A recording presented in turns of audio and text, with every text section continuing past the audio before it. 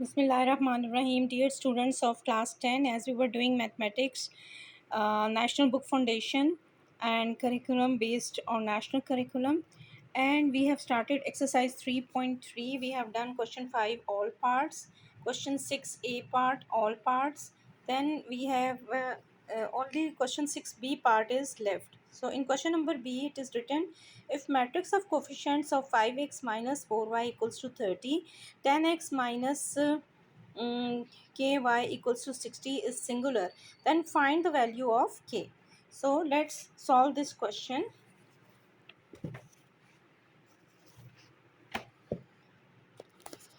Now see, first equation is 5x minus 4y equals to 30 and 10x minus ky equals to 60.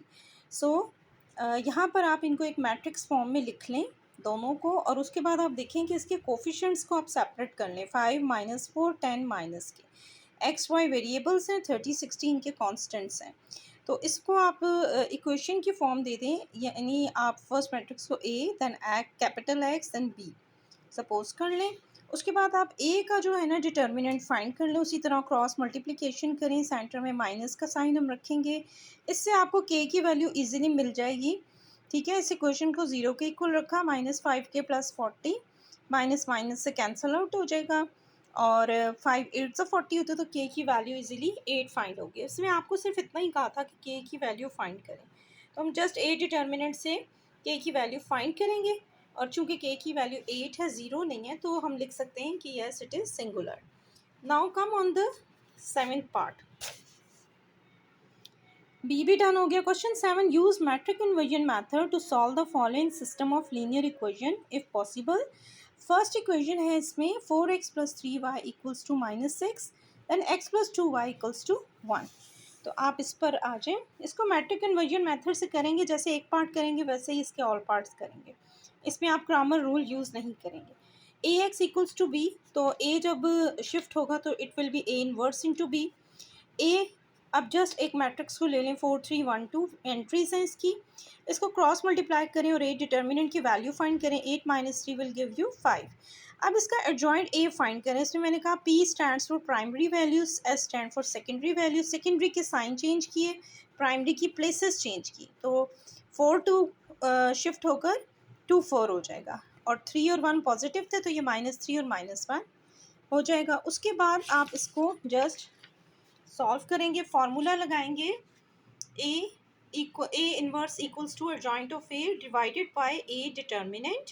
A determinant की value as we get 9, तो हर entry को आप 9 से divide करो, या आप इसको 1/9 आउटसाइड रखो, एंड में इसको अप्लाई कर दो, इसके साथ कांस्टेंट वाला कॉलम लगाओ। ठीक है, अब -6 से हर वैल्यू को आप मल्टीप्लाई कर लो, सेंटर में प्लस का साइन आएगा। जब ये सॉल्व हो जाएगा तो फिर आप ओनली 2 वैल्यूज़ आर लेफ्ट, आप इनको 5 से डिवाइड कर लो। ठीक है, ये मेथड भी सही है, तो इस तरह कर लो।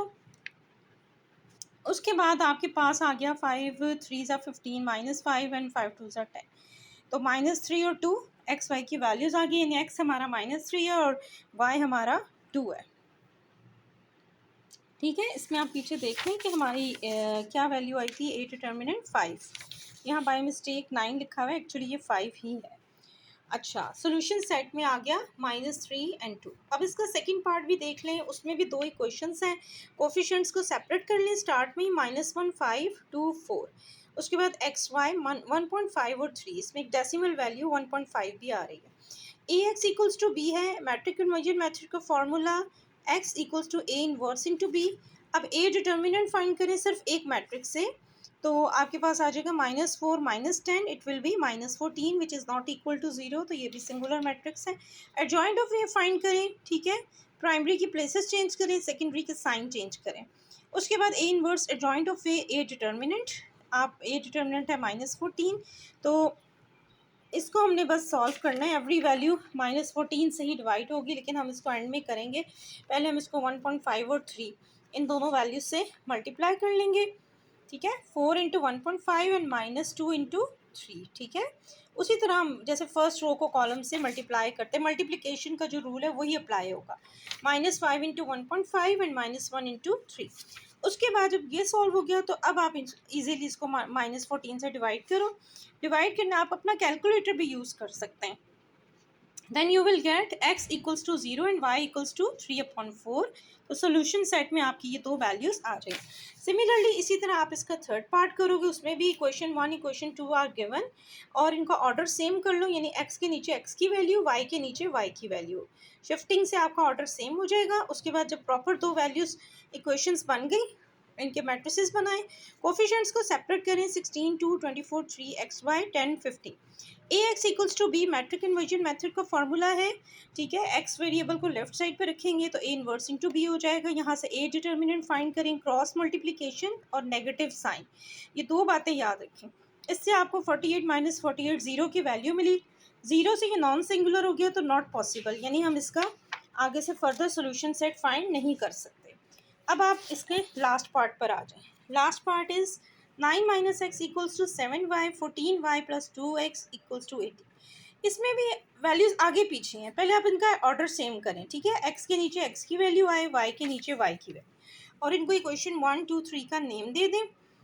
उसके बाद जब आपने मैट्रिसेस बना लिए, कोफिशिएंट सेपरेट किए, 7 14 1 2 xy 9 18। यहाँ से A X equals to B matrix inversion method का फॉर्मूला है, x equals to A inverse into B. A determinant find किया तो हमारे पास ज़ीरो वैल्यू आ गई। जब ज़ीरो वैल्यू आ गई क्रॉस मल्टीप्लाई करने से, तो इट मीन्स कि not possible because determinant is zero, determinant zero हो जाएगा तो इट मीन्स ये सिंगुलर नहीं है। तो इट मीन्स हम यहाँ पर आकर इसका मज़ीद फर्दर स्टेप्स यानी एक्स और वाई की वैल्यूज़ और सोल्यूशन फाइंड नहीं कर सकते। ए डिटर्मिनेंट तक आपने चेक कर लेना है, अगर ज़ीरो हो जाए तो आगे फर्दर स्टेप्स करने की ज़रूरत बिल्कुल भी नहीं है। तो यहाँ आकर मैं अपनी वीडियो एंड करती हूँ। उम्मीद है आपको क्वेश्चन 6 का बी पार्ट और क्वेश्चन 7 के 4 पार्ट्स बहुत अच्छे क्लियरली समझ आ गए होंगे।